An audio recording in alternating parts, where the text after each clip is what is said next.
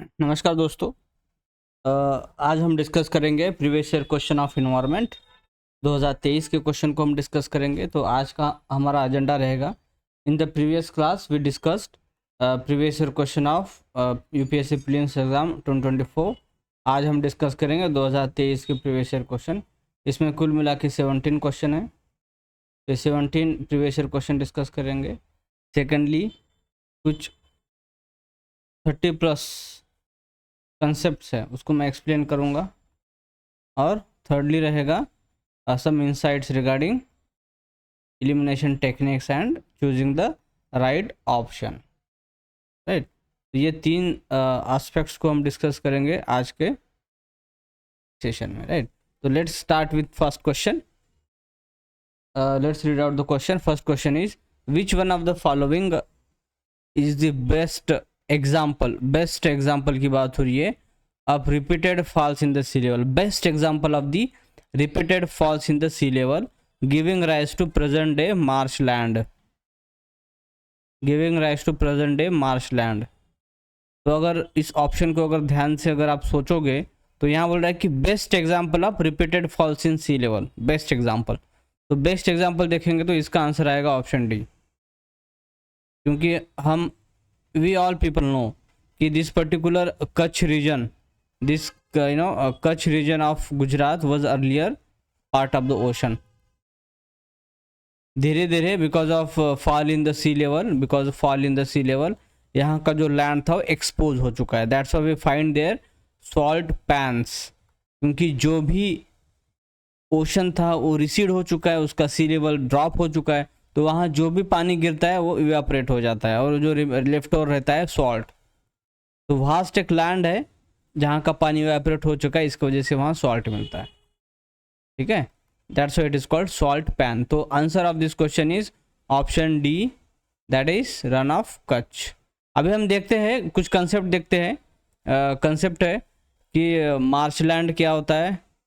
यहाँ 5 कंसेप्ट है। मार्शलैंड का एक कंसेप्ट है, देन स्वैम्प का एक कंसेप्ट है, then salt pan and mangroves as well as wetland. इसमें आप देख सकते हो मार्शलैंड और स्वैम्प क्या होता है। See, marshland and swamp both are wetlands. Both are wetlands means water saturated land को हम वेटलैंड बोलते हैं, and marshland and swamp these are the 2 types of wetland. ऐसे वेटलैंड को हम मार्शलैंड बोलते हैं जहाँ डोमिनेंट जो है ग्रासेस रहेंगे और रीड्स रहेंगे, नॉट ट्रीज। वहाँ ट्री आपको नहीं दिखेंगे, अगर रहेंगे तो बहुत ही रेयर क्वांटिटी में ट्रीज आप देख सकते हो वहाँ, लेकिन मोस्ट डोमिनेंट अगर कोई प्लांट स्पेसीज रहेगा तो वो है ग्रास एंड रीड्स। ऐसे वेटलैंड को हम क्या बोलते हैं, marshland. They are dominated by herbaceous plants, मतलब ग्रासेस एंड रीड्स, मतलब कोई उनका जो वुडी स्ट्रक्चर नहीं रहेगा। ग्रास में कोई वुड नहीं होता है, राइट, उड़ी स्टेम नहीं होता है, उसका कोई ट्रंक नहीं होता है। दैट्स वाई उसको हम हर्बेसियस बोलते हैं, उसको हम उड़ी नहीं बोलते, क्योंकि वुड होता ही नहीं है। राइट, वो जनरली फॉर्म करते हैं लो लाइंग एरियाज जहाँ ड्रेनेज काफ़ी कम हो, इसकी वजह से वाटर क्या वहाँ स्टैगनेंट हो जाता है, which is important for birds and biodiversity. ये है मार्शलैंड। स्वैम्प क्या होता है, this is the swamp. Swamps are wetlands dominated by woody vegetation. Woody vegetation मतलब वहाँ वुड रहेगा, मतलब उसका प्रॉपर ट्रंक जो हम प्रॉपर, जैसे मैंगो का ट्री आप देख लो या नीम का ट्री देख लो आप, उसमें हमें वुड दिखाई देता है। उस वुड से हम क्या फर्नीचर बनाते हैं, हम डोर बनाते हैं, ठीक है, या चेयर्स बनाते हैं, तो इस वुड से ये चीज़ें बनती है। तो ऐसा इस वुडी अगर मतलब अगर ट्री वहाँ रहेगा तो उसको हम स्वैम्प बोलेंगे, और वो डोमिनेंट मतलब मल्टीपल क्वांटिटी रहेगी, मतलब काफ़ी ह्यूज डाइवर्सिटी रहेगी ट्रीज की, उसको बोलते हैं swamp wetland, often found in tropical and subtropical region. ये सेकंड कंसेप्ट है। थर्ड कंसेप्ट है मैंग्रोव्स। क्या होता है, mangroves are nothing but a salt tolerant plants found in water saturated region. Water saturated region. अब देखो water saturated तो ये तो इनलैंड में भी मिल जाएगा, जैसे कोई लेक ले लो वो भी वाटर सैचुरेटेड है। लेकिन सॉल्ट टॉलरेंट है, इसका मतलब ये कोस्टल रीजन में ही ये इस लैंड, इस पर्टिकुलर प्लांट वैरायटी को हम पाते हैं, मतलब कोस्ट लैंड में। तो अब यहाँ देख सकते हो mangrove are salt tolerant trees found in tropical coastal intertidal zone.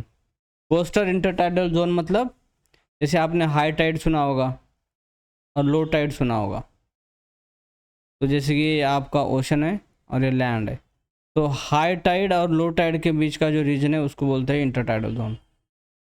Intertidal zone, उस जोन में ये मैंग्रोव ग्रो करते हैं, ठीक है। और फोर्थ कंसेप्ट है salt pan. Salt pans are flat expanses where saline water evaporates leaving behind salt. मतलब वाटर था लेकिन वाटर वहाँ इवेपोरेट होने की वजह से जो लेफ्ट और पार्ट रहता है वो वहाँ सॉल्ट रहता है। और फिफ्थ कंसेप्ट है repeated fall in sea level. Repeated fall in sea level क्यों होता है? Because of various region. One of the most important region is tectonic uplift. अगर वहाँ कोई अर्थक्वेक हो जाता है, टेक्टोनिक अपलिफ्ट हो जाता है, जैसे आपने सुना होगा कन्वर्जेंस, डाइवर्जेंस, या कुछ जो प्लेट्स होते हैं continental plates, they are always moving. तो उस मूवमेंट की वजह से कुछ टेक्टोनिक अपलिफ्ट अगर हो गया तो सी लेवल जो है वो ड्रॉप होना चालू हो जाता है। Water recedes and periodically exposing flat land. तो this is how you have to solve this question, right. तो इसका आंसर है option D, Rann of Kutch. So in this question we understood what is mean by marshland. Marshland means wetland with no trees. Swamp means wetland but with trees. Mangrove is a salt tolerant plant species found in the tropical intertidal region of the world. जैसे India की बात करेंगे तो आप Sundarban mangrove ले लो, भितरकनिका देख लो, ठीक है। फिर various other states, coastal states of India, तो हर जगह आपको जो है ये मैंग्रोव आप देख सकते हो because of this salt tolerant condition that they require, ठीक है। नेक्स्ट हम क्वेश्चन देखते हैं, आप रीड कर सकते हो यहाँ। Consider the following statements. Marsupials are not naturally found in India. यहाँ गौर कीजिए आप, नेचुरली मतलब आर्टिफिशियली हम शायद इस टाइप के एनिमल को इंडिया में इंट्रोड्यूस कर सकते हैं। जैसे किसी जू में इसको आप ला सकते हो, या किसी नेशनल पार्क में, जैसे हमने चीता को हमने लाया था, नेचुरली इंडिया में नहीं था, मतलब एक्सटिंक्ट हो चुका था। तो हमने नामीबिया से, साउथ अफ्रीका से चीता को कुनो पालपुर नेशनल पार्क में क्या किया, उसको हमने इंट्रोड्यूस किया था। तो नेचुरली ये मरूस्पियल्स इंडिया में नहीं मिलते, that's correct. Marsupials can thrive only in mountain grasslands with no predators. तो ये गलत स्टेटमेंट है, तो इसका आंसर क्या रहेगा? First statement is correct, second statement is incorrect. अभी हम देखते हैं मरूस्पियल्स होते क्या है। मरूस्पियल्स मतलब ऐसे स्पेसीज जिनके जो बेबीज होते हैं वो अंडर डेवलप्ड कंडीशन में क्या होते हैं, इनका बर्थ होता है। When they are born they are under developed,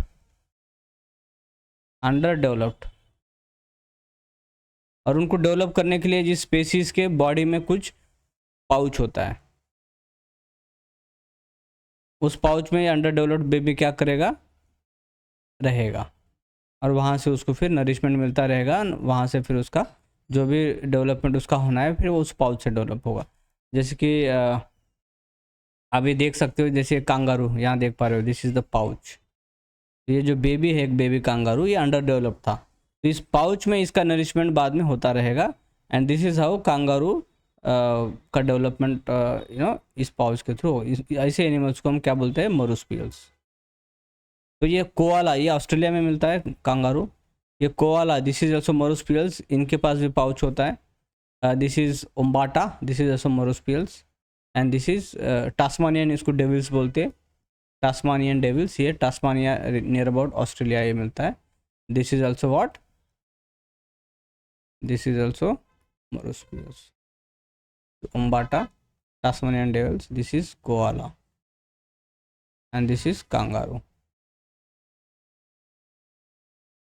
तो अब यहाँ डेफिनेशन देख सकते हो, Marsupials are mammals that give birth to underdeveloped young, underdeveloped babies को बर्थ करते हैं, which continue developing in the pouch, जिसको मरुस्पियम बोलते हैं। ये पाउच में उसका डेवलपमेंट बाद में चलता रहेगा। They have short gestation period and are distinct from placental mammals and monotreme. Short gestation है मतलब चाइल्ड बेबी का फुल डेवलपमेंट होने तक ये किसी उस मैमल्स के या मदर के उम्ब में एग्जिस्ट नहीं करता हो, मतलब गेस्टेशन पीरियड दैट्स व्हाई कम अंडर डेवलप्ड है, तभी भी it takes the birth and later on its development takes place in the pouch portion of the mother. ठीक है, there are 330 species of marsupials including kangaroos, koalas, wombats, wallabies, Tasmanian devils. They range, size में variation रहेगा, mobility सबकी अलग अलग रहेगी, सबका अपना अपना अलग अलग रोल रहेगा। कोई ट्री पे रहेगा, कोई ग्राउंड पे रहेगा, कोई माउंटेनस रीजन पे रहेगा, कोई डेजर्ट में रहेगा, ठीक है, कोई ट्रॉपिकल रीजन में रहेगा। तो इनका जो दैट्स वाई सेकंड स्टेटमेंट हमने बोला कि गलत है।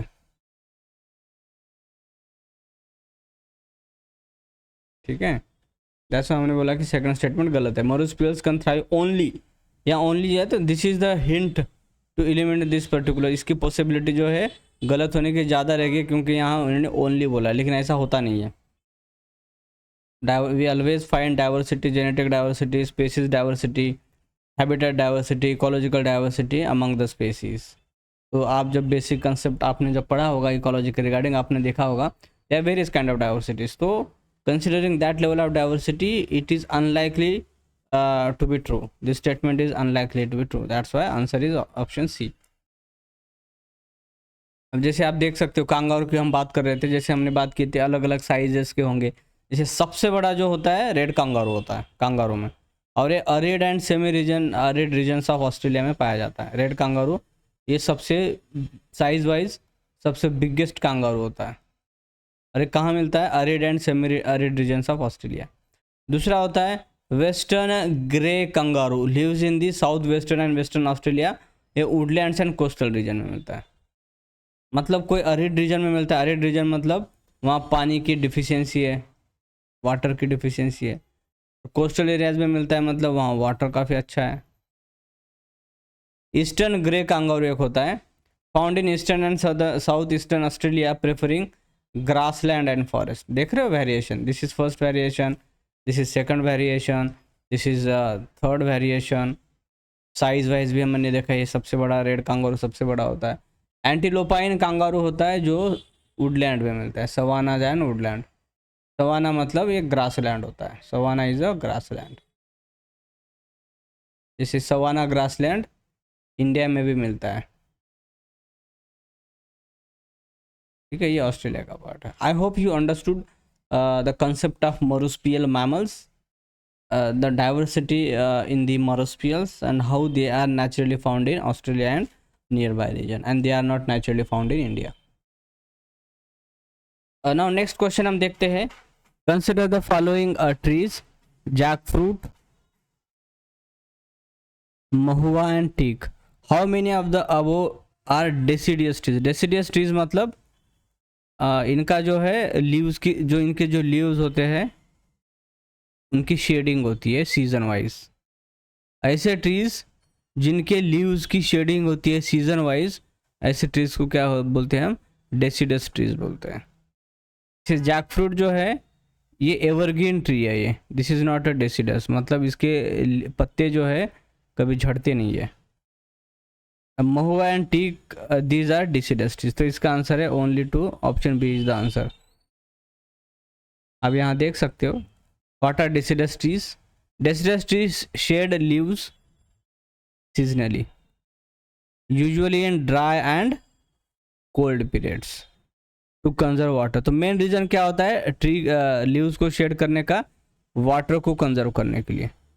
अगर ड्राई सीजन है, ड्राई सीजन है, अगर पत्ते रहेंगे, अगर लीव्स रहेंगे ट्रीज के ऊपर, तो वाटर का इवापोरेशन होता रहेगा ना। तो इससे अच्छा क्या है, पत्ते को ही निकाल दो, शेड कर दो पत्ते को, तो फिर वाटर इवापोरेशन का चांस ही नहीं है, क्योंकि वाटर लीव से इवापोरेट होता है, उसको इवापोट्रांसपिरेशन बोलते हैं, right. That's why in common in tropical and temperate zone they support rich biodiversity and are important for timber and food, ठीक है।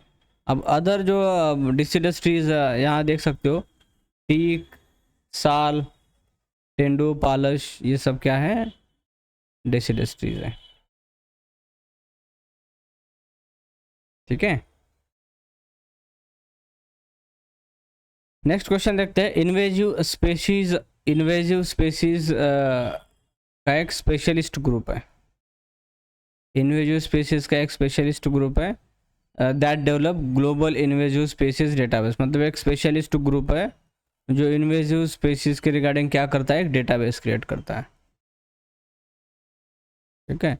एक ग्रुप है जो इन्वेजिव स्पेसीज का क्या करता है, डेटाबेस क्रिएट करता है, ठीक है। तो ये ग्रुप किस ऑर्गेनाइजेशन ने बनाया है, या किस ऑर्गेनाइजेशन को ये ग्रुप बिलोंग करता है।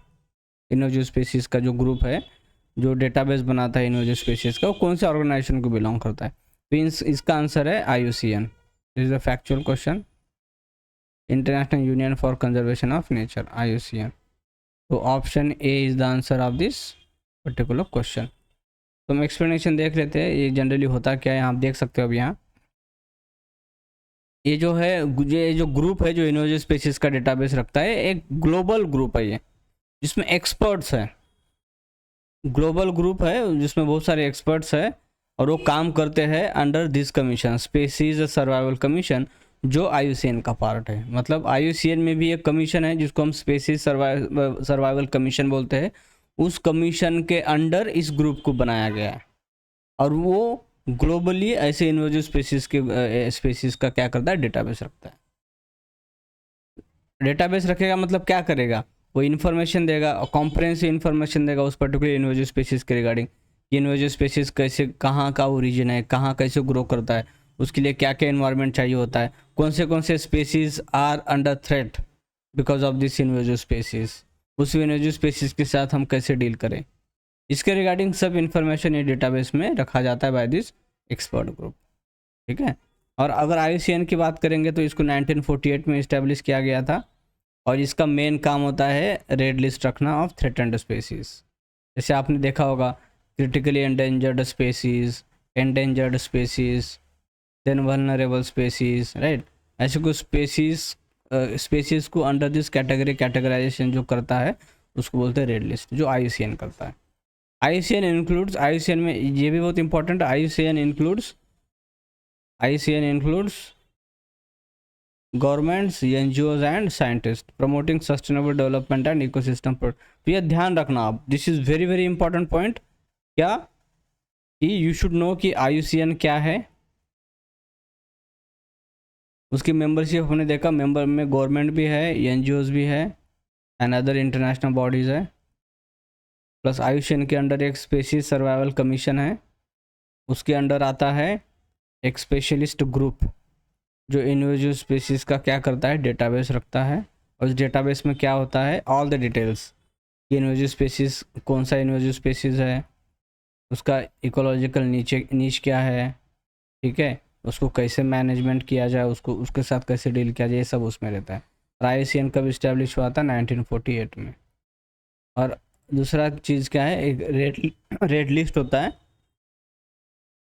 जो IUCN रिलीज करता है, जिसमें पूरी दुनिया में स्पेसीज को कैटेगराइज किया है on the basis of threat perception. तो उसमें क्रिटिकली एंडेंजर्ड है, एंडेंजर्ड रहेंगे, वल्नरेबल, इस टाइप के जो है आपको कैटेगराइजेशन आपको याद करना पड़ेगा। I hope you understood these many concepts also. Now let's move on to the next question. Invasive species के रिगार्डिंग मैं कुछ इनलिस्ट किया था, इसे आप देख लेना, मैं प्रेजेंटेशन अपलोड कर दूंगा। इन्वेजिव प्लांट स्पेसीज, जैसे lantana camara is invasive plant species, जिसको साउथ अमेरिका से इंडिया में लाया गया था एज अ ऑर्नामेंटल स्पेसीज, बोल ऑर्नामेंटल एस्थेटिक पर्पज के लिए लाया गया था। तो this is invasive, it means it spreads fast, choking native plants. Invasive, generally invasive का मतलब क्या होता है, किसी भी स्पेसीज को इन्वेजिव हम कब बोलते हैं, जब नेटिव स्पेसीज का सर्वाइवल या उनका एग्जिस्टेंस थ्रेट में आ जाता है ना, survival of native species gets affected, मतलब बायोडाइवर्सिटी जो होगी नेटिव स्पेसीज की, उसका डिक्लाइन चालू हो जाता है। जब कोई स्पेसीज, अगर कोई स्पेसीज आ गया, अगर वो ऐसा कुछ हो रहा है, इसका मतलब that species invasive. Second condition होता है वहाँ की जो वाटर अवेलेबिलिटी जो है वो कम होती जा रही है, क्योंकि ये जो पर्टिकुलर स्पेसीज वाटर बहुत कंज्यूम करता है।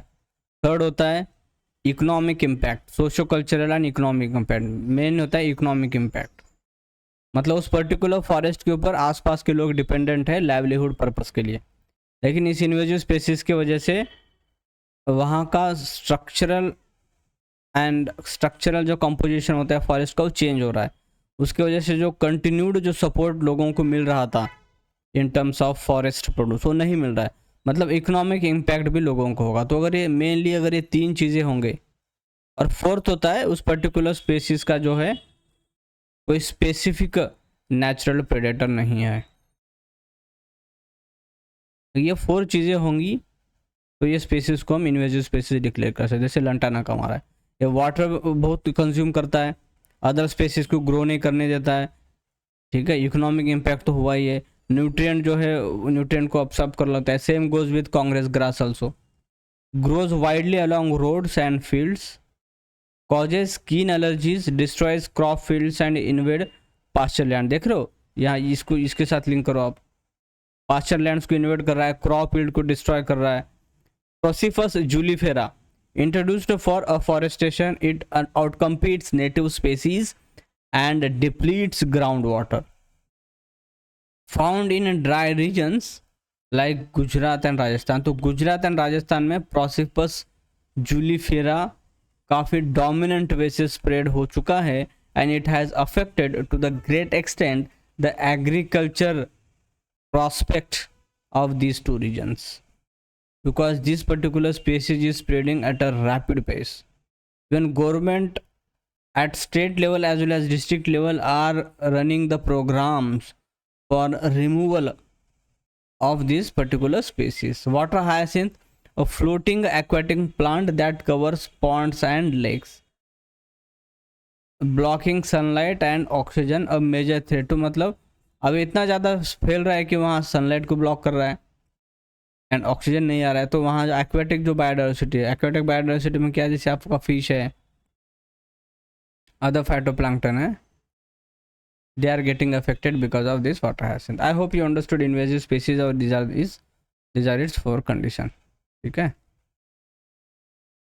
अब से एनिमल में भी होती है कॉमन नेम, जैसे अफ्रीकन कैटफिश, दिस इज से इन्वेजिव स्पीसीज, ये ओरिजिन अफ्रीका का है लेकिन invasive in India and South East Asia. ये प्रेडेटरी होता है, threatens native fish, ban for farming in India, मतलब इंडिया में अफ्रीकन कैटफिश को आप कल्टिवेट नहीं कर सकते हो, क्योंकि ये नेटिव, जैसे कि आपने किसी लेक में अफ्रीकन कैटफिश को डाला है, अगर अफ्रीकन कैटफिश को अगर लेक में डालोगे उसकी फार्मिंग करने के लिए, तो ये क्या कर रहा है, ये अदर फिश स्पीसीज को क्या कर रहा है, प्रेडेट कर रहा है, मतलब उसको खा दे रहा है, right. Giant African land snail, ये देखो लैंड स्नेल ईस्ट अफ्रीका से आ चुका है इंडिया में, ये क्रॉप को डैमेज करता है, spreads plant diseases. Apple snail एक होता है, साउथ अमेरिका से यहाँ आ चुका है, डिस्ट्रॉयज पैडी फील्ड्स। एक फेरल डॉग है, domesticated globally, India and Australia में ये आ चुका है, attacks wildlife, blackbucks, turtles, threatens, endangered species, right. तो I hope you understood this many concepts. Next question देखते हैं, consider the following statements. Some mushrooms have medicinal properties, some mushrooms have psychoactive properties, some mushrooms have insecticidal properties, and some mushrooms have bioluminescent properties. तो medicinal properties है, मतलब कुछ medicinal value है। Medicinal मतलब आपके health को improve करने का इसका रोल है। हेल्थ इंप्रूव करना मतलब आपका ब्लड शुगर हो गया, या आपका कुछ जो भी बॉडी के जो भी इलनेस होते हैं उसके रिगार्डिंग कुछ ना कुछ इसका बेनिफिट होता है। जब किसी स्पीशीज का ऐसा कुछ ना कुछ बेनिफिट होता है उसको बोलते हैं medicinal property. Psycho active properties मतलब this is regarding your mind के हेल्थ के लिए उसका कैसा क्या रोल होता है। मेंटल हेल्थ होता है ना, मेंटल हेल्थ में बहुत सारी चीज, स्ट्रेस हो गया, डिप्रेशन हो गया, मेमोरी के रिगार्डिंग कुछ इश्यूज हो गए तो उसके रिगार्डिंग। इंसेक्टिसाइडल प्रॉपर्टीज मतलब ये कुछ इंसेक्ट्स को मारने का भी काम करता है, कुछ इंसेक्ट्स को मारने का भी एक काम करता है। ठीक है। सम मशरूम्स आर बायोल्यूमिनेसेंट प्रॉपर्टीज, मतलब वो लाइट क्या करते हैं, इमिट करते हैं। तो इसका आंसर है option D, all of the given statements are correct. क्योंकि indeed there are some mushroom species night में लाइट को इमिट करते हैं। ठीक है। सम मशरूम से जो इंसेक्टिसाइडल प्रॉपर्टीज होता है। तो अब यहाँ देख रहे हो कितने सारे वैरायटीज है, देखो सी द वैरायटी। तो सबका अपना अपना कुछ ना कुछ क्या फीचर होता है। अभी एक डिटेल वैसे हम देखेंगे। मशरूम्स क्या होता है, उसको हम फंगी बोलते हैं, that grow in moist environment playing vital ecological role such as decomposer. मतलब आपने सुना होगा fungi as well as bacteria ये डिकम्पोजर बोल के बहुत बड़ा रोल प्ले करते हैं। न्यूट्रिएंट जब साइकिलिंग की हम बात करते हैं, उस न्यूट्रिएंट साइकिलिंग में फंगी एंड बैक्टीरिया का बहुत इंपॉर्टेंट रोल होता है for the cycling of nutrients में आपके माइक्रो न्यूट्रिएंट्स भी आते हैं और मैक्रो भी आते हैं। इनके रिसाइकलिंग के लिए जो डेड टिश्यूज़ होते हैं प्लांट और एनिमल के, उसका डिकम्पोजिशन बहुत इंपॉर्टेंट है। डिकम्पोजिशन होगा तभी उसके बॉडी में जो न्यूट्रिएंट है वो सॉइल में वापस चले जाएंगे। उस डिकम्पोजिशन करने का काम है फंगी करता है और बैक्टीरिया करता है। ठीक है। तो mushrooms are fungi that grow in moist environment playing vital ecological role such as decomposers. They are diverse with some being, कुछ एडिबल होते हैं फंगी, कुछ टॉक्सिक होते हैं, कुछ मेडिसिनल प्रॉपर्टीज होता है। मेडिसिनल प्रॉपर्टीज मतलब हेल्थ बेनिफिट्स ऑफ सब्सटेंसेस, जैसे कि इम्यूनिटी आपकी बूस्ट हो रही है, या आपकी बॉडी में इन्फ्लेमेशन है, मतलब बॉडी में टेम्परेचर बढ़ा है, या कुछ स्वेलिंग हुई है बॉडी में, कुछ भी हुआ है, या इम्यूनिटी बूस्ट करना है, या आपके ऑर्गन को हेल्थ इंप्रूव करना है, तो उसके लिए इसका काम रहेगा। ठीक है। साइको एक्टिव प्रॉपर्टीज़ का मतलब क्या होता है? साइको एक्टिव प्रॉपर्टीज़ मतलब साइको का मतलब होता है रिलेटिंग टू माइंड और brain, relating to mind and brain, जैसे मूड, आपका कॉन्शियसनेस, आपका behaviour. This substances are often used in rituals और research for mental health treatment. Insecticidal properties है मतलब दे नेचुरली किल और repel insects, providing eco friendly alternative to, जैसे कोई insects हो गए आपके खेत में या घर में, उन इंसेक्ट को मारने के लिए कोई केमिकल पेस्टिसाइड इस्तेमाल करने की ज़रूरत नहीं है। बस इस पर्टिकुलर मैंग्रोव स्पेसीज जो इंसेक्टिसाइडल प्रॉपर्टीज होती है उनको क्या करो, आप इस्तेमाल करो। ठीक है। तो I hope you understood this concept also. Next question है, consider the following statements. Consider the following fauna मतलब एनिमल, फ्लोरा मतलब प्लांट, फ्लोरा का मतलब प्लांट होता है और फौना का मतलब होता है एनिमल। लॉयन टेल्ड मैकैक ये साउथ इंडिया में पाया जाता है और ये क्या है, एंडेमिक स्पीशीज है साउथ इंडिया का। लेकिन ये क्वेश्चन है, how many of the above are generally nocturnal और मोस्ट एक्टिव। नॉक्टर्नल मतलब नाइट में ही ये बाहर निकलते हैं फॉर पर्पज ऑफ फूड, इसको बोलते हैं नॉक्टर्नल। ये अदर होता है डायूर्नल, मतलब डे लाइट में ही ये बाहर निकलते हैं फूड के लिए और रात को ये सो जाते हैं। और ये जो नॉक्टर्नल है ये नाइट को निकलते हैं फूड के लिए और डे समय में क्या जाते हैं, सो जाते हैं, नॉन एक्टिव होते हैं।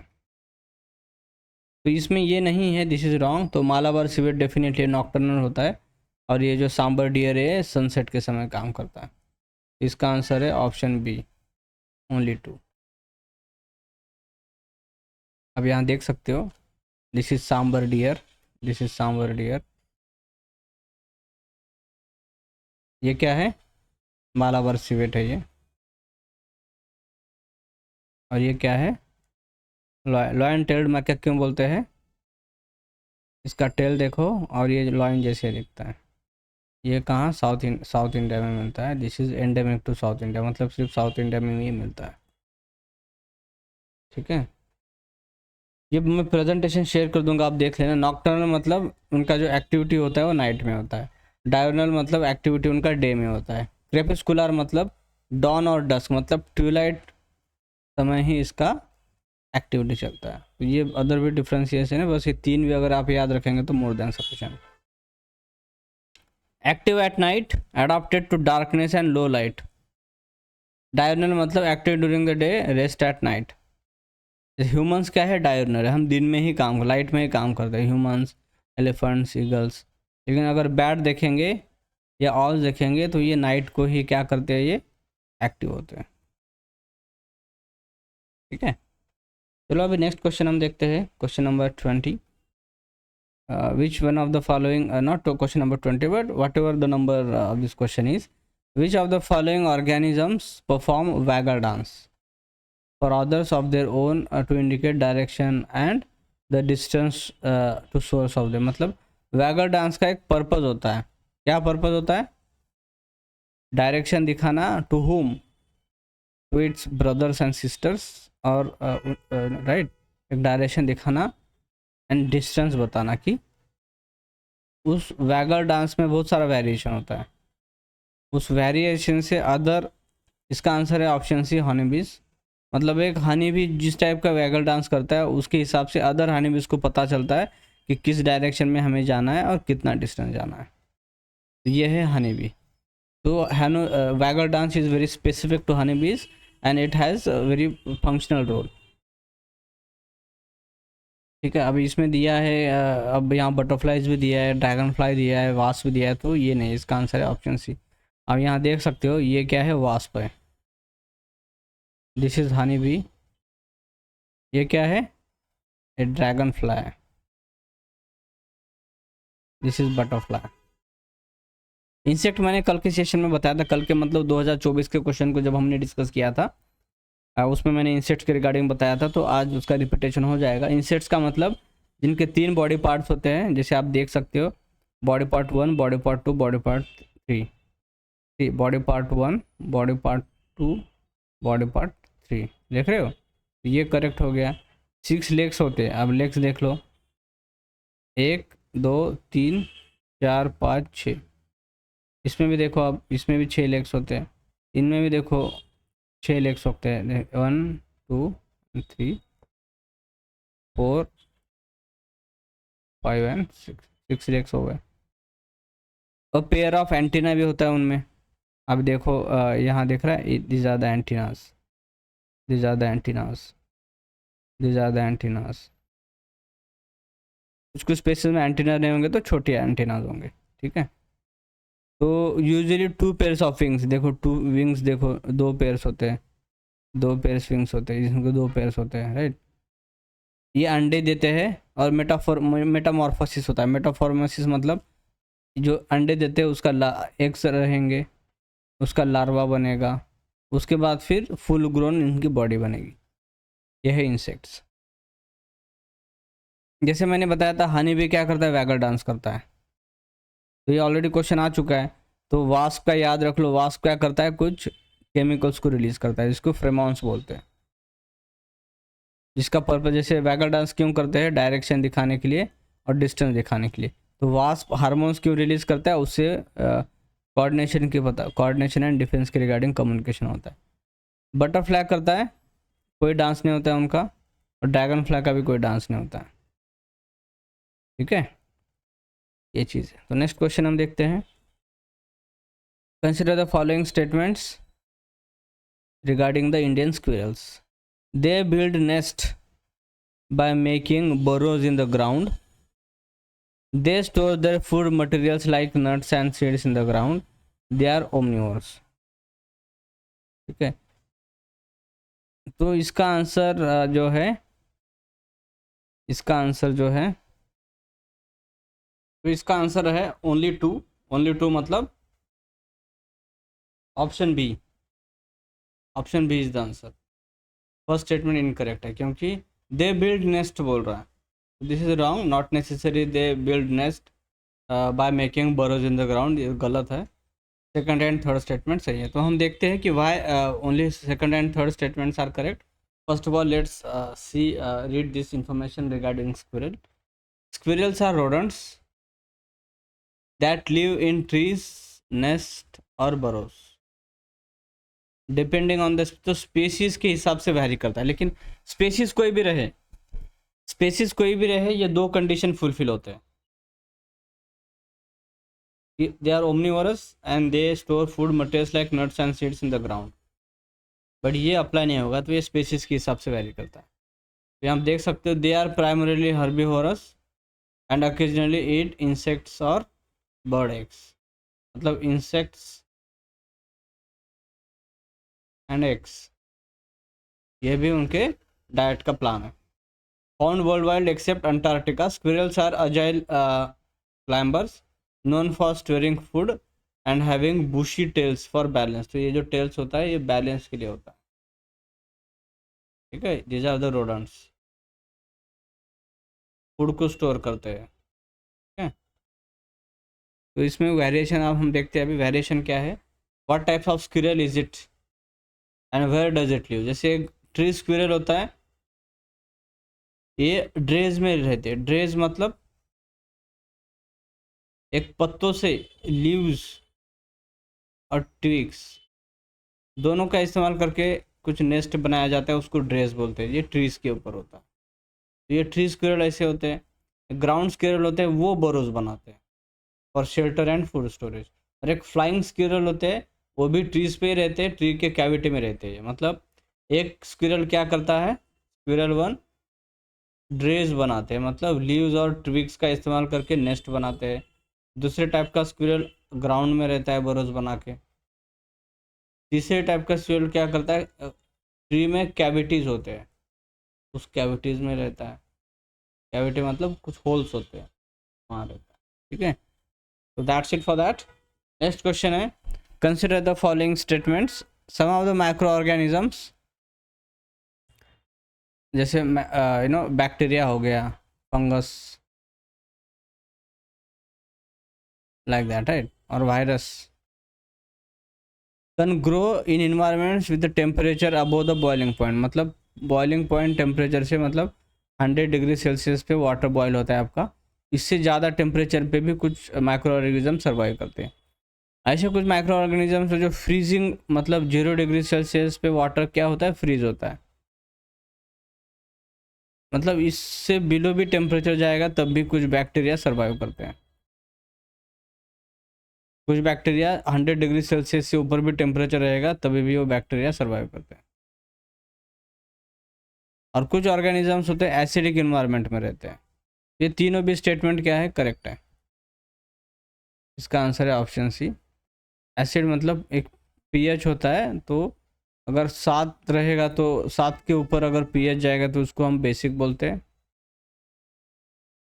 अगर मोर देन 7 इक्वल टू 7 रहेगा तो उसको न्यूट्रल बोलते हैं।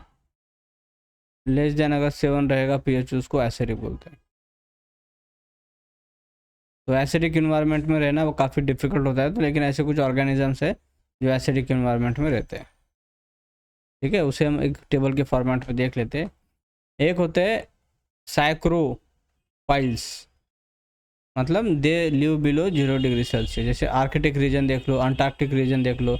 डीप ओशन में जाएंगे तो वहाँ भी काफ़ी कोल्ड वाटर होता है, टेम्परेचर काफ़ी डाउन चला जाता है। सेम गोज विद पोल, पोल मतलब आर्कटिक एंड अंटार्कटिक, वहाँ ये कुछ स्पीसीज होते हैं। कुछ हाई टेम्परेचर में सर्वाइव करते हैं, जैसे आप देख सकते हो हॉट स्प्रिंग हो गया, वोल्केनो का रीजन हो गया। कुछ 80 डिग्री सेल्सियस से ऊपर भी सर्वाइव करते हैं, उसको बोलते हैं हाइपर थर्मोफाइल। फाइल मतलब लो, थर्मो मतलब टेम्परेचर, हाइपर मतलब काफ़ी ज़्यादा, 80 डिग्री सेल्सियस से भी ज़्यादा, ठीक है। एसिडोफाइल्स होते हैं जो एसिड के इन्वायरमेंट को ही उसमें ही सर्वाइव करते हैं। जैसे एसिड माइन हो गया, ड्रेनेज हो गया, वोल्केनिक सॉइल्स। अल्कलोफाइल्स मतलब जिनका पीएच मोर देन से 9 है, और ऐसे इन्वायरमेंट में भी कुछ स्पीसीज रहते हैं, जिसकी industrial detergents, bioremediation, right, ये चीज़ें। तो नेक्स्ट क्वेश्चन है, which one of the following makes a tool with a stick to scrape insects from hole in the tree. मतलब ट्री में अगर कोई होल है, होल है मतलब वहाँ इंसेक्ट्स रहेंगे। तो हमने तो ये देखा था स्क्विरल भी उसमें रहता है, कुछ इंसेक्ट्स भी रहेंगे। तो इस इंसेक्ट्स को इस होल से बाहर निकालने के लिए ओरांगुटान नाम का एक क्या है, एक मंकी स्पेसीज है। इसको जनरली एप हम बोलते हैं, राइट टर्म रहेगा app. Orangutan is app. App मतलब इनका कोई टेल नहीं होता है, टेललेस होते हैं, ये बॉडी साइज बहुत ज़्यादा होता है और इनका ब्रेन साइज भी ज़्यादा होता है, इनको एप बोलते हैं। तो ओरांगुटान जो है स्टिक का इस्तेमाल करेगा as a tool for what purpose, for getting to this insects which are there in the hole. ठीक है, तो आंसर है इसका ऑप्शन बी फॉर बॉम्बे। अभी हम यहाँ कुछ कैटेगरी डिफरेंस देखते हैं। यहाँ आप देख सकते हो, you could see here otter, हमने ओरांगुटान की बात की, एक स्टिक का इस्तेमाल करता है, लकड़ी के स्टिक का एज अ टूल। ओटर एक है, ओटर क्या करता है, रॉक का इस्तेमाल करता है किस पर, एज अ टूल। मतलब ओटर अगर आप देखेंगे तो रॉक लिखो, रॉक का इस्तेमाल एज अ टूल बोल के करेगा सेलफिश के शेल को तोड़ने के लिए। या बार्नेकल नाम का एक क्रस्टेशियन होता है या शेलफिश होता है, उसके एक्सटर्नल जो हार्ड कवर को तोड़ने के लिए रॉक का इस्तेमाल किया जाता है बाय द ऑटर। ओरांगुटान क्या करता है, स्टिक्स का इस्तेमाल कर सकता है किस चीज़ के लिए, इंसेक्ट को निकालने के लिए। फिशिंग क्या करता है, अपने पॉज से फिश को कैच करता है। स्लोथ बियर क्या करता है, अपने टंग का इस्तेमाल करता है। समझ रहे हो, how they are using their body parts और as a tool for what purpose, for food. ठीक है, तो ये चीज़ है। ओरांगुटान क्या करता है, स्टिक्स का इस्तेमाल करता है, स्टिक्स का इस्तेमाल करेगा by their hand. Fishing cat अपने पॉज का इस्तेमाल कर सकता है फिश को कैच करने के लिए।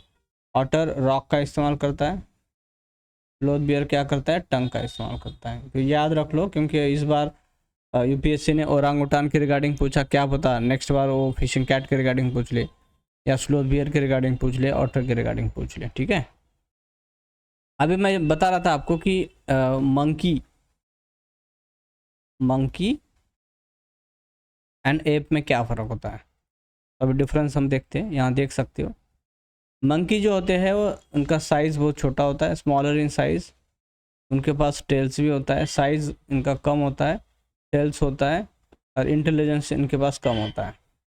ठीक है, इंटेलिजेंस कम होता है। लेकिन अगर एप की बात करेंगे, जैसे इसमें ओरांगुटान हो गया, इसमें गोरिल्ला हो गया, या इसके चिंपांजी हो गया, ये क्या एप्स है, तो इनका इंटेलिजेंस भी ज़्यादा होता है, साइज भी ज़्यादा होता है, और इनका टेल्स नहीं होता। आप ये देख सकते हो, दे डोंट हैव टेल्स। ठीक है, तो दोनों को ही प्राइमेट होते हैं। तो I hope you understood this. तो नेक्स्ट क्वेश्चन देखते हैं।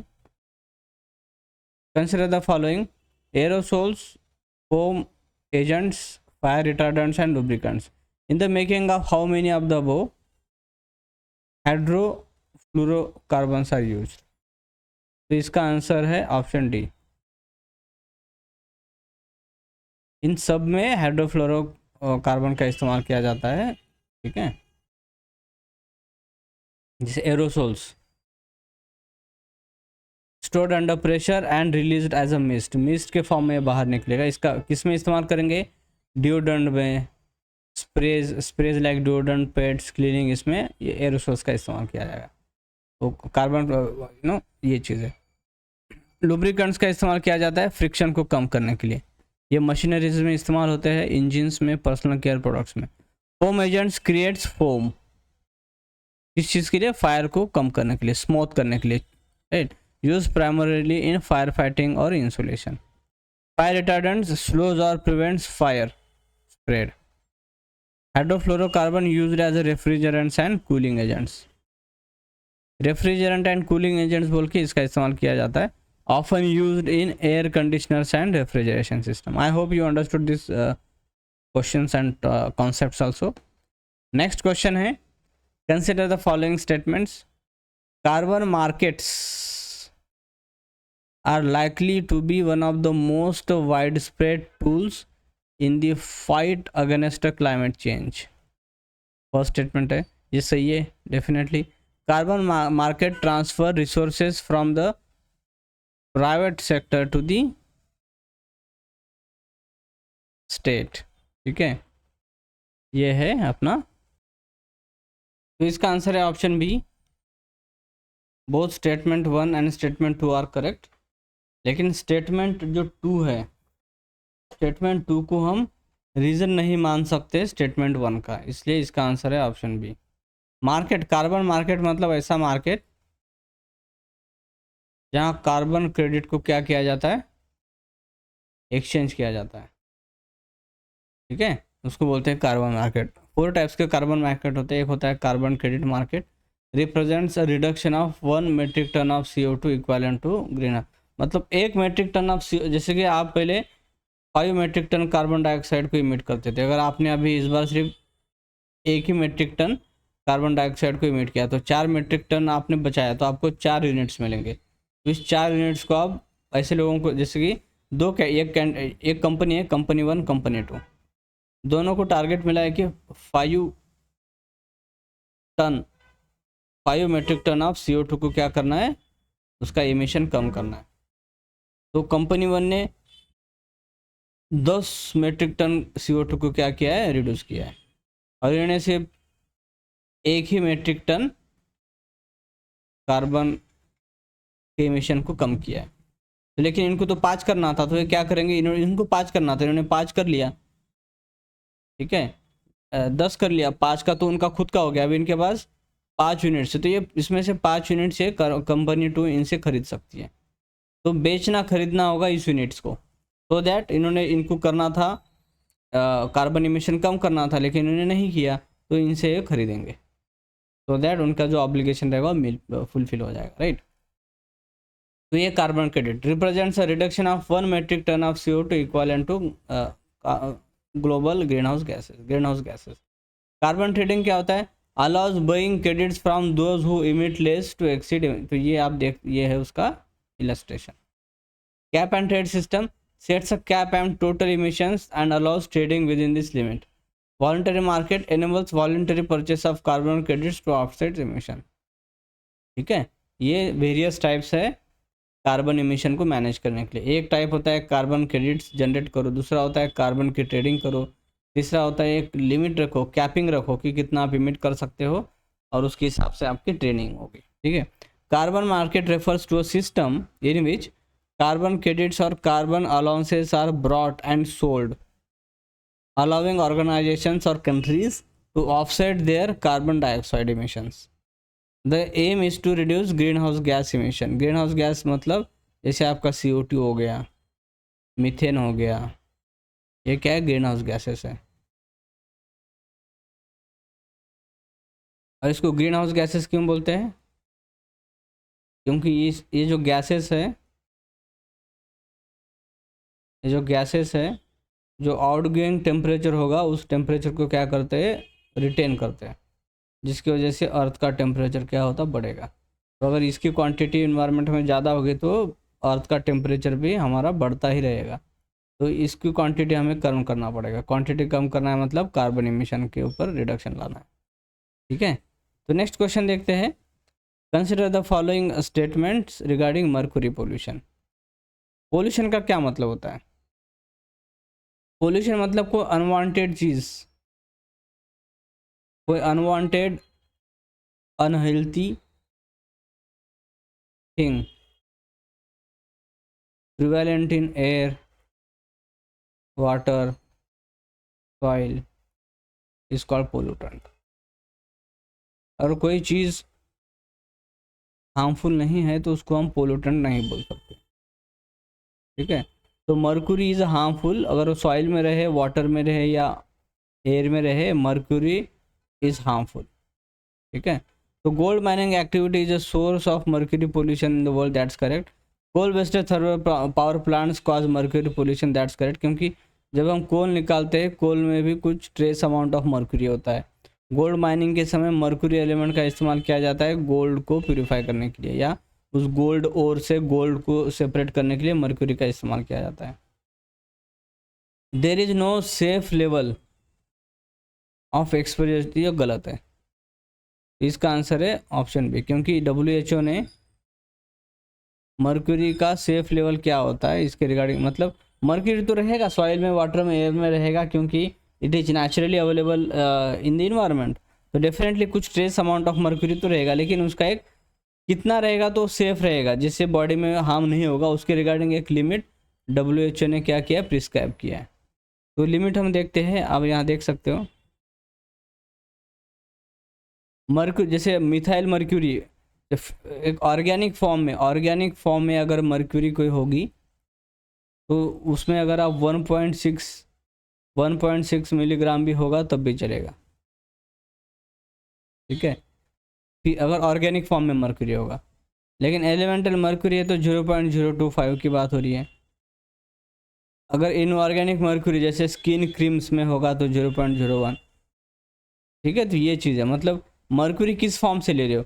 अगर ऑर्गेनिक फॉर्म में मर्क्यूरी ले रहे हो तो उसका थोड़ा सेफ लिमिट थोड़ा ज़्यादा है। एलिमेंटल फॉर्म में ले रहे हो तो उससे कम है। इनऑर्गेनिक मतलब किसी कम नो ब्यूटी प्रोडक्ट के फॉर्म में ले रहे हो तो उसका तो और कम है, मतलब इससे ऊपर चला जाएगा तो हार्मफुल हो जाएगा, ठीक है। आई hope you understood this also. एक एग्जांपल मैं देना चाहूँगा। आपने सुना होगा कि मिनामाटा नाम का एक डिसीज़ है जो मर्क्यूरी क्या है, ऑर्गेनिक फिश में मर्क्यूरी था। मतलब ऑफकोर्स एक पॉन्ड था, वहाँ इंडस्ट्री में, जैसे हमने बात की इंडस्ट्री में मर्क्यूरी का इस्तेमाल किया जाता है। जैसे कोल आपने बर्न किया तो मर्क्यूरी रिलीज हो गया और ये पानी में मर्क्यूरी आ चुका है, और इस मर्क्यूरी की फिश ने खाया। छोटे फिश को बड़े फिश ने, बड़े फिश को उससे भी बड़े फिश ने खाया, और फिश को ह्यूमन बीइंग ने खाया, जापानीज पीपल ने खाया। तो ये मर्क्यूरी धीरे धीरे यहाँ तक चला गया, ठीक है। तो ये है मर्क्यूरी पोल्यूशन। तो ऐसा एक मिनामाटा नाम का एक बे है जापान में, वहाँ ऐसा कुछ मर्क्यूरी वाटर में था, और people in Japanese culture eating fish is very prevalent, it is like a staple food. तो फिश इस पर्टिकुलर मिनामाटा बे से खाया गया, उस फिश में मर्क्यूरी था। तो consumption of mercury contaminated fish और sea food mainly methyl mercury जो हमने देखा, इससे क्या उन्होंने देखा कि बॉडी में नमनेस आ जाता है, बॉडी में ट्रेमर्स आते हैं, वीकनेस आता है, vision and hearing impairment, difficulty in speech and coordination, mental disturbance like memory loss. इसकी वजह से मर्क्यूरी को हम पोल्यूटेंट बोलते हैं, और उसका कुछ सेफ लिमिट भी होता है, उसके ऊपर चला जाएगा। मतलब डेफिनेटली ऑर्गेनिक फॉर्म में मर्क्यूरी है 1.6 जो यूनिट हमने बोला था, उससे ज़्यादा उसमें मर्क्यूरी इस वाटर में था। नेक्स्ट क्वेश्चन हम देखते हैं। With reference to hydrogen consider the following statements. It can be used directly as a fuel for internal combustion. Second statement है, it can be blended with natural gas and used as a fuel for heat or power generation. Third statement है, it can be used in the hydrogen fuel cell to run. तो इसका answer क्या रहेगा? इसका answer है सी, all the three. मतलब definitely जो green hydrogen है, ग्रीन हाइड्रोजन मतलब वाटर जो होता है, वाटर इज H2O। अब H2O से हमें H2 को बाहर निकालना है, तो सोलार से जो एनर्जी मिलेगी, सोलार एनर्जी का इस्तेमाल करके हम H2O में से H2 बाहर निकालते हैं, जो हाइड्रोजन मिलता है उसको बोलते हैं ग्रीन हाइड्रोजन, ठीक है। तो ये इंटरनल कंबशन में इस्तेमाल कर सकते हैं। मतलब हम जो ऑलरेडी हमारे जो व्हीकल्स होते हैं 2 व्हीलर 4 व्हीलर, उसमें इंटरनल कंबशन होता है, तो उसमें भी उस हाइड्रोजन को हम इस्तेमाल कर सकते हैं। नेचुरल गैस के साथ हम इसको इस्तेमाल कर सकते हैं, as well as hydrogen without mixing with any other fuel, उसका भी हम इस्तेमाल कर सकते हैं, उसको बोलते हैं हाइड्रोजन फ्यूल सेल। या नेचुरल गैस के साथ इस्तेमाल करो, या इंटरनल कंबशन इंजन मतलब पेट्रोल या डीजल के साथ इस्तेमाल करो, ठीक है। तो आंसर इज ऑप्शन सी। जैसे आप देख सकते हो हाइड्रोजन फ्यूल सेल ऑपरेशन कैसे होता है। जैसे हाइड्रोजन गैस है, उसका ऑक्सीजन के साथ क्या कर दो, रिएक्शन कर दो, तो उसको बोलते हैं इलेक्ट्रोकेमिकल रिएक्शन। ये रिएक्शन होने के बाद क्या प्रोड्यूस होता है, एक वाटर प्रोड्यूस होगा और हीट प्रोड्यूस होगा। तो इस हीट का इस्तेमाल करके हम क्या करते हैं, एनर्जी प्रोड्यूस करते हैं। और ये वाटर है उसका हम रिसाइकलिंग या उसका रीयूज कर सकते हैं।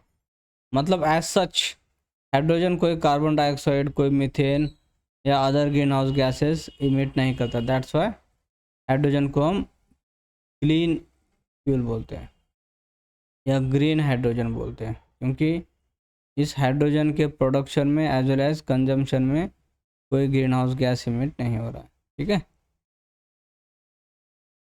और इंटरनल कंबशन क्या होता है, जैसे हमने बोला कि फ्यूल सेल, हमने देखा कि फ्यूल सेल में क्या होता है, केमिकल रिएक्शन होता है, किसमें? हाइड्रोजन गैस और ऑक्सीजन में केमिकल रिएक्शन होगा और इससे हीट प्रोड्यूस होगा as a energy plus water. लेकिन इंटरनल कंबशन में क्या होता है? बर्निंग होता है, बर्न किया जाता है फ्यूल को। इसको जैसे कि एक देखो यहाँ आप देख सकते हो, जो फ्यूल है उसको एक चेम्बर में क्या किया जाता है? फ्यूल को मिक्स किया जाता है एयर के साथ और उसको एक्सप्लोड किया जाता है, मतलब जलाया जाता है, एक्सप्लोजन होता है, जैसे बॉम्ब का एक्सप्लोजन होता है, उसकी वजह से जो भी एनर्जी रिलीज होती है वैसे इसे एक्सप्लोड किया जाता है और उस एक्सप्लोजन की वजह से वो जो पिस्टन है उसका मूवमेंट चालू होता है और उससे हमें मैकेनिकल, ये मूवमेंट चालू हो गया मतलब मैकेनिकल एनर्जी प्रोड्यूस हो गई, ठीक है। और उससे गाड़ी हमारी जो टू व्हीलर है, फोर व्हीलर है, वो मोशन में आ जाता है। ये कंबस्टाइल बोलते हैं, कंबस्टाइल मतलब जलने वाला, मतलब इग्नाइट किया जाता है। इंजन सिलेंडर कन्फाइंड स्पेस पर, मतलब एक कन्फाइंड स्पेस होता है कंबशन का, मतलब कोई सिलेंडर होता है उसमें ही इस फ्यूल को क्या जलाया जाता है और ऑक्सीजन के साथ, और उससे एनर्जी प्राप्त की जाती है, ठीक है। तो ये चीज़ें। तो नेक्स्ट क्वेश्चन देखते हैं, consider the following statements. The soil in tropical rain forest. Rain forest क्या होते हैं? एवरग्रीन होते हैं, ये तो आप समझते होंगे, मतलब उसके लीव्स हमेशा, ये जो फॉरेस्ट है हमेशा ग्रीन दिखेगा आपको। ट्रॉपिकल मतलब ट्रॉपिकल रीजन में, ट्रॉपिकल रीजन में 23.5 degree north and 23.5 degree south, इसको हम ट्रॉपिक ऑफ कैंसर बोलते हैं, इसको ट्रॉपिक ऑफ कैप्रिकॉर्न बोलते हैं। तो दोनों के बीच का रीजन को हम क्या बोलते हैं? ट्रॉपिक बोलते हैं। इस रीजन में रेन फॉरेस्ट जो होता है, मतलब बारिश की वजह से जो फॉरेस्ट होता है उसको बोलते हैं ट्रॉपिकल रेन फॉरेस्ट, ठीक है। यहाँ क्वेश्चन क्या दिया है कि it is rich in nutrients. तो हमने बात की इस पर्टिकुलर ट्रॉपिकल रीजन में क्या होता है, ट्रॉपिकल रीजन में तो बारिश का काफ़ी होता है ज़्यादा, मतलब रेनफॉल भी ज़्यादा होता है प्लस टेम्परेचर भी ज़्यादा होता है, क्योंकि यहाँ जो सन है वो रेड होता है, मतलब यहाँ सन डायरेक्ट इसके रेज आते हैं, ठीक है। अगर रेनफॉल ज़्यादा होगा, टेम्परेचर ज़्यादा होगा, तो जो भी डेड प्लांट और एनिमल टिश्यूज़ है,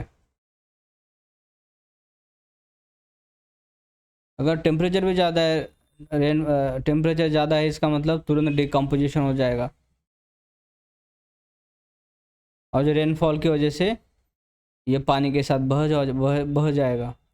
इसका मतलब ट्रॉपिकल रेन फॉरेस्ट में वहाँ का सॉइल न्यूट्रिएंट नहीं होता है, तो इसलिए ये गलत स्टेटमेंट है। न्यूट्रिएंट रिच नहीं होता है क्योंकि ये डिकम्पोजिशन तुरंत हो रहा है और पानी के साथ बह जा रहा है, इसकी वजह से सॉइल जो है ज़्यादा न्यूट्रिएंट नहीं होती है, न्यूट्रिएंट रिच नहीं होते ट्रॉपिकल फॉरेस्ट में। The high temperature and moisture of tropical rainforest cause dead organic matter in the soil to decompose. Yes, तो ये सेकंड स्टेटमेंट सही है।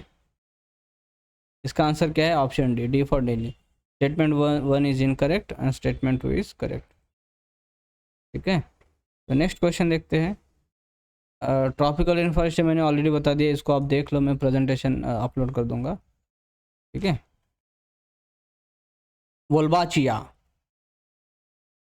वोल्बाचिया नाम का एक मेथड है, it is sometimes talked about with reference to which one of the following, ठीक है। तो इसका आंसर क्या है? इसका आंसर क्या रहेगा? Yes, that's correct. इस क्वेश्चन का आंसर है option A, controlling viral diseases spreads by mosquitoes. Olbachia method is talked about with reference to this particular, मतलब mosquitoes which are undergone through this Olbachia method। जो mosquitoes इस Olbachia method से जा चुके हैं, उस वो mosquitoes will not give any favourable condition for the growth of for the growth of viral species और द वायरसेस, जिसके एडिस इजिप्टी नाम का एक मॉस्किटो है या एनाफिलस मॉस्किटो है। अगर वोल्बाचिया मेथड उसके साथ होगा तो मलेरिया, टाइफाइड, टाइफाइड आप नहीं लगा सकते हो यहाँ, लेकिन डेफिनेटली डेंगू, ठीक है, चिकनगुनिया, इसके जो वायरस है उनका ग्रोथ ऐसे स्पीशीज में नहीं होगा if they are gone through Wolbachia method. अब यहाँ देख सकते हैं, Wolbachia is a type of bacteria that can used to control mosquito population. It infects mosquito, उस बैक्टीरिया को मॉस्किटो में लागो, इन्फेक्ट कर दो, उसको इंजेक्ट करो, making them unable to reproduce और live for long periods. This helps reduce the spread of disease like dengue, Zika and chikungunya, offering an environmentally friendly alternative to pesticide. मतलब mosquito जिनके अंदर जो ओल्बाचिया method हो चुका है, मतलब जिनमें हमने इस बैक्टीरिया को डाला है,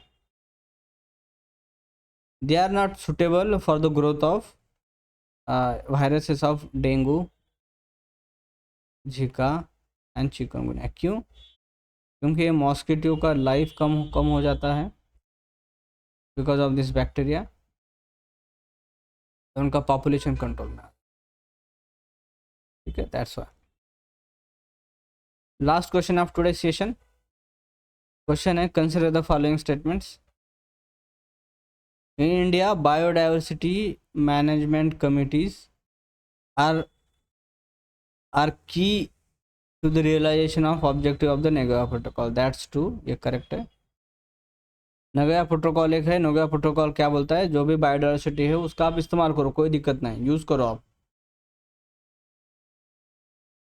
लेकिन उस बायोडाइवर्सिटी को या उसके नॉलेज को जिस लोगों ने कंजर्व किया है, यूटिलिटी करो, मतलब उससे आप मेडिसिन बनाओ या जो करना है करो, लेकिन जिस कम्युनिटी ने इस बायोडाइवर्सिटी के नॉलेज को, बायोडाइवर्सिटी को कंजर्व किया है, उनको भी क्या कुछ रॉयल्टी मिलना चाहिए, कुछ पैसा मिलना चाहिए, कुछ कॉम्पनसेशन मिलना चाहिए।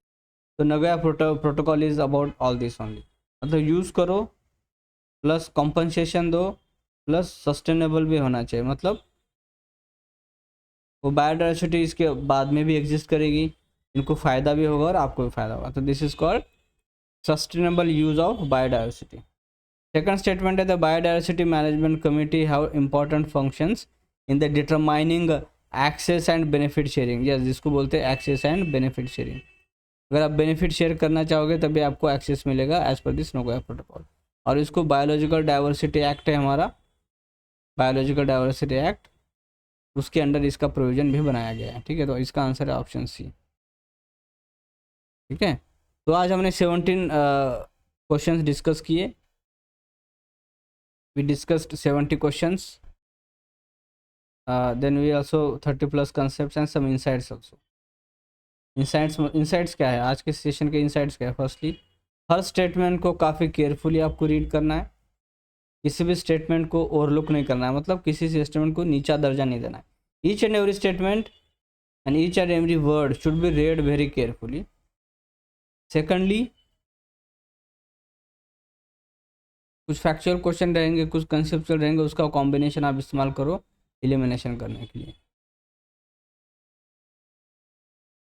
एक्सट्रीम जो वर्ड होते हैं ओनली, ठीक है, या all, this kind of statements are likely to be false. और इसमें एक स्टेटमेंट हमने देखा था समटाइम्स, ऐसे कुछ रहेंगे तो ये मोस्टली सही रहेगा, ठीक है। That's it for today session. Next session में हम 2022 के प्रीवियस ईयर क्वेश्चन एनवायरनमेंट के डिस्कस करेंगे और उसे मैं कल तक अपलोड कर दूंगा, ठीक है। तो thank you so much for attending my session so patiently. Please share your feedback so that I will come out with better and better videos for you people. Thank you so much. Have a great time.